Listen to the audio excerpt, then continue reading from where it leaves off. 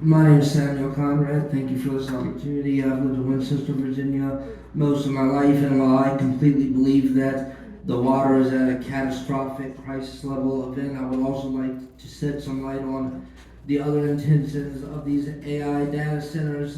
In my opinion, they're putting ELFs and EMFs at crisis levels. Effects of people's body is going to be unbelievable. There's a huge amount of people's pets that's all of a sudden dying. I know multiple people that's cats all of a sudden are getting sick out of nowhere at very young ages. And also AI is projected to take up to 90% of jobs in the next 2 to 3 years. And these data centers are the beast that's powering it. Something else that they're powering is these quantum physics computers, which not many people know about, but they're unbelievably dangerous. The CEO of D-Waves, Georgie Rose, was on TV about in 2016, and while this sounds unbelievable to people, he's talking about using these quantum computers to harness power from the great old ones, which are these demonic beings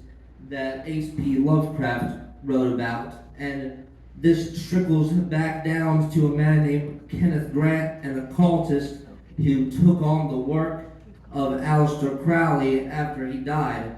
If you study this type of stuff, it's actually very common knowledge that all this stuff in history from the past 100 to 250 years is a Luciferian conspiracy. And also something I want to bring up, these AI data centers, they're working on a program called digital prisons.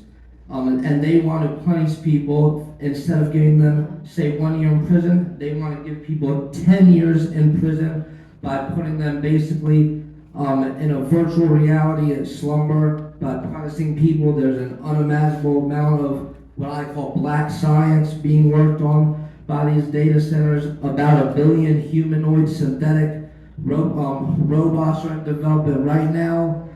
It's a crisis level event, and they're talking about this universal high income. But I just want to put out there what is going to be the price for that. And this is this quiet brain interface. They're going to want people to get a little chip put into the brain so they can just turn on a little button, put people in a whole other world. Thank you.